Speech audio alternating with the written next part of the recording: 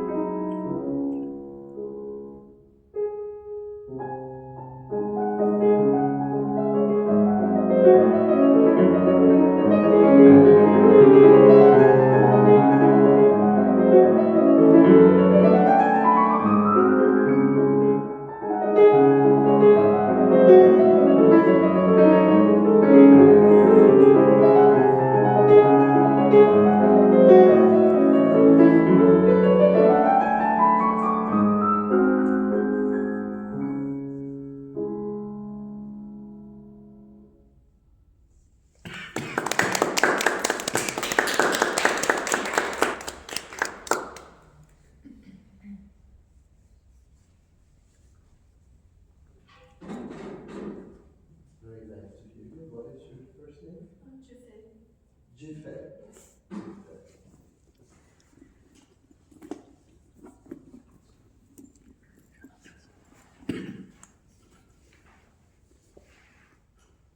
I would like to begin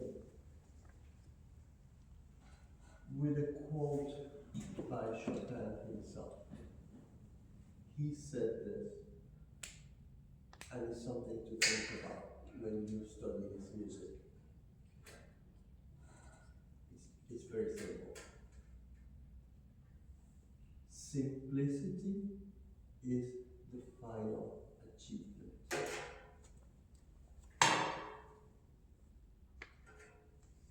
What do you think he meant by that? I guess like once he was really invested in music, you know, how to interpret it like form into framework. Uh-huh. But simplicity, he wanted simplicity. How does that relate to how we should perform his music? If simplicity is what's valued and desired and look forward to achieving, then how would you approach interpreting his music?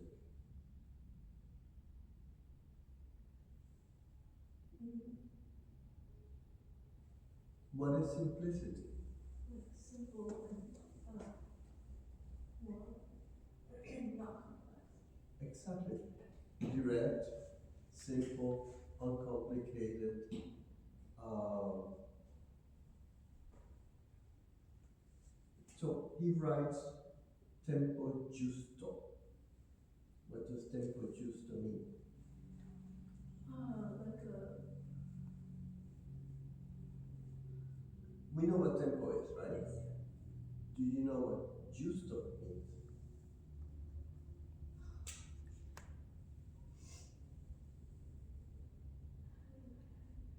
He did not write this word very often. In fact, we don't have this word a lot in music. But he specifically put it at the top of this piece.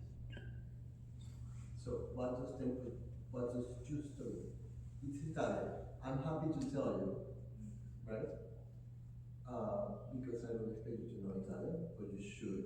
You should look up all the words that we find in music. Giusto means strict. So how does this translate into English?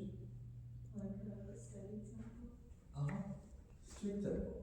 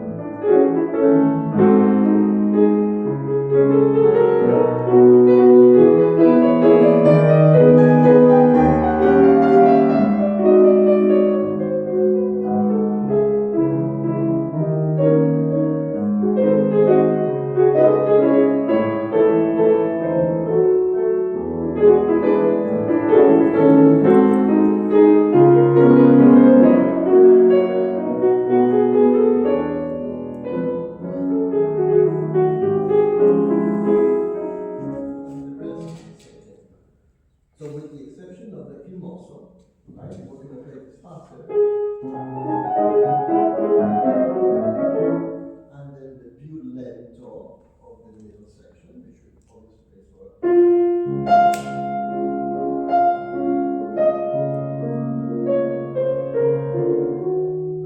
Which is actually a song. Again, sing it, and that's how you want to play it. So I will let you try it now by yourself, without my interference. The same thing in street level.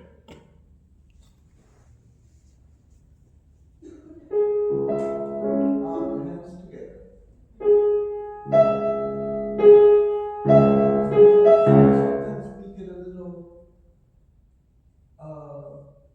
inspired by the romantic, expressive quality of the music, and we end up playing hands not together.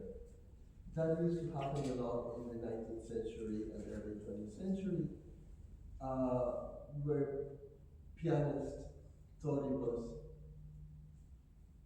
the thing to do. These days, it's frowned upon because the hands are not together, if you think about it. Try.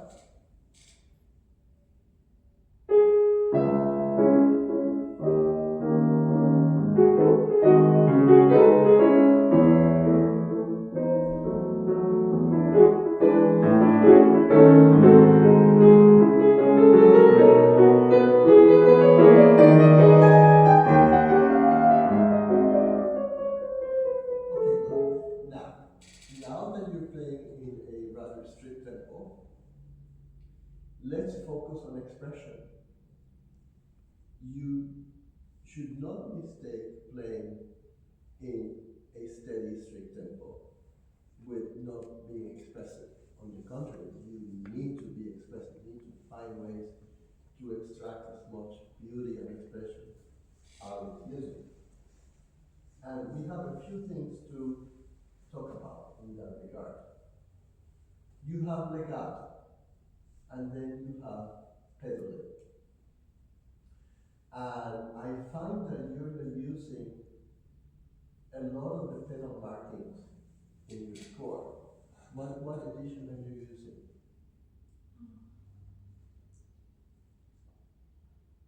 Not good. You need the Chopin National Edition. You want to be a pianist when you grow up? Maybe, maybe. The world is at your feet, and you have a whole lifetime to decide what you want to be. However, when we study Chopin's music, we have to realize that there is a tradition that comes from Chopin himself and his pupils. And Chopin was Polish, and the Polish people are very proud, understandably so, and very zealous of keeping that tradition and studying the tradition and cultivating the tradition and cultivating the teachings of and preserving and protecting Chopin's music. Why do people feel that they need to protect a composer's music? It's what he wrote and what he intended. Exactly, and we have the teachings and the legacy that he left with his students. It's documented. And there is something called, in Poland, there is something called the Chopin National Institute, Institute Frederick Chopin, which is an organization of musicians and pianists dedicated to preserving his legacy. Polish people are very proud of their composer. So much so that when you arrive in Warsaw, you arrive at the Frederick Chopin International Airport. When you go to Hungary, you arrive in Budapest at the Franz Liszt International Airport. When you arrive in Vienna, you arrive at the Strauss He means Joseph Strauss International Airport. Very proud of their legacy. Uh,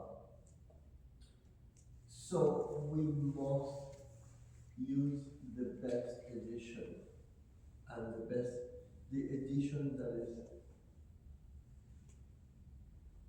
recommended is the Polish National Edition, uh, which contains perhaps variations on the pedaling markings. And I don't know what you have there, but he asks us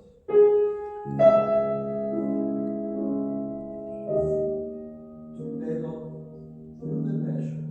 I mean, within the measure, sorry, not through.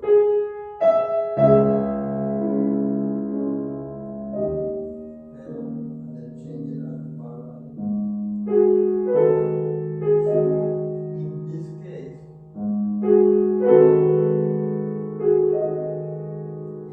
you have to understand that Chopin's piano was less powerful than this one. And even though there's a pedal marking that covers a whole measure, we have to be careful how we pedal here in this particular instance. So there's a better solution for the more powerful modern Steinways is to change very carefully how you pedal on this beat. But continue. And less pedal here. And then more. But through the measure. And there's a musical reason for that. It's the melody.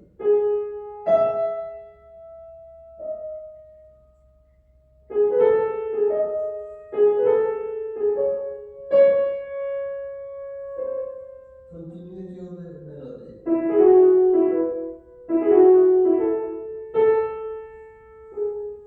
And then here you pedal with your finger.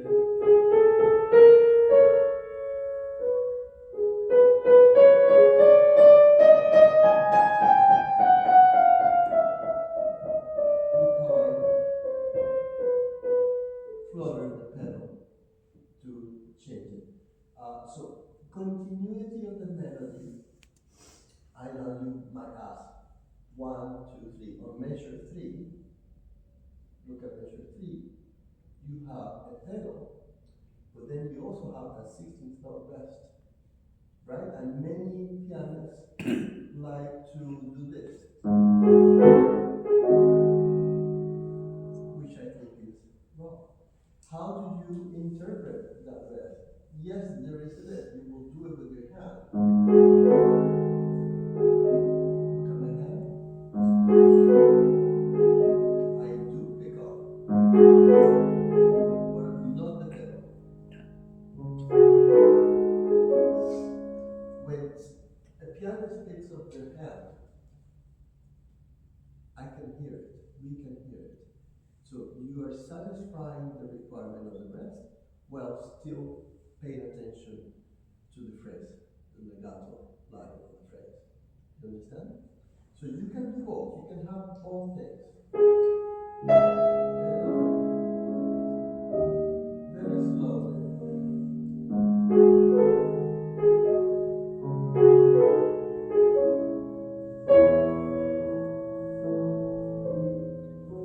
Pray.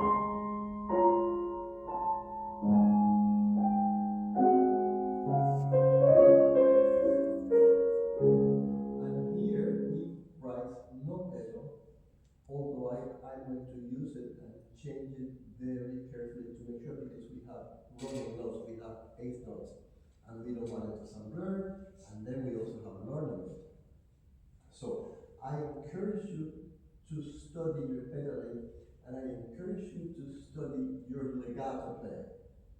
Let's talk about legato. So,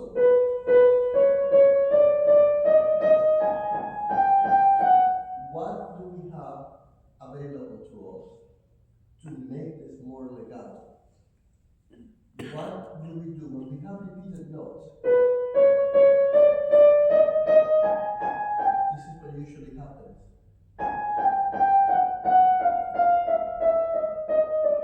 And that's very wrong. You want to hold on to the notes, but how do we play legato on the same note? Which is very important in this music. How do you play legato on the same note?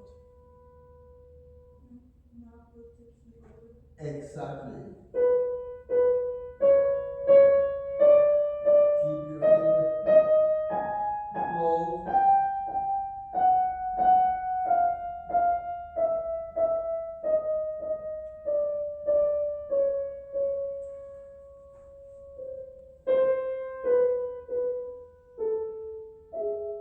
Could you try that for me from measure 12?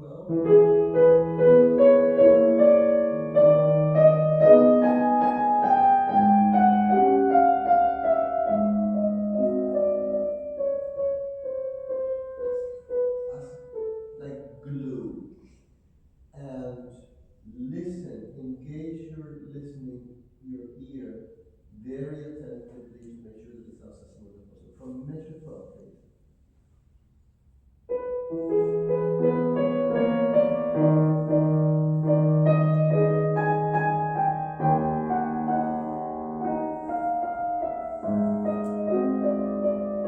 Less pedal. Keep going. Very slowly. More, sing with the melody.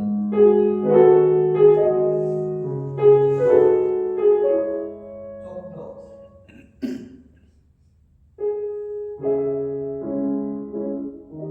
Use the pedal. No. Let's keep it slow. The goal is legato with the fingers and the right kind of pedaling. From 17, please, with the pickups.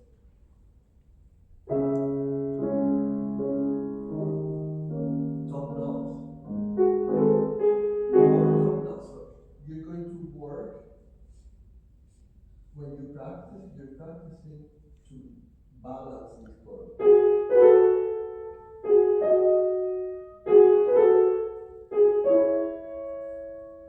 You need to listen, you need to do this without pedal. Nobody wants to hear it. Repeated notes. Boring. This is important. So this must come out. Relax the thumb. Try again from 17.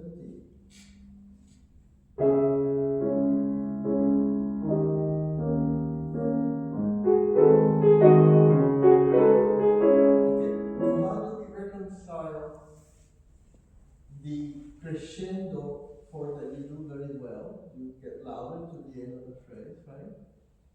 With the fact that it's the end of the slur, and technically we want to play less at the end of the slur. Is it possible to do both? Do you understand what I'm trying to get to? Yes, it is possible. You do it through a gesture by lifting your hand at the end of the slur. You get less sound, but you also have left hand.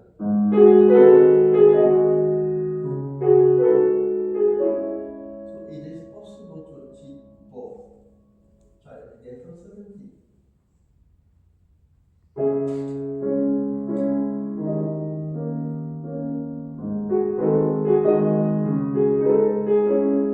Very good. Very good. Now that I am watching your left hand, here's another one for you. Also play your left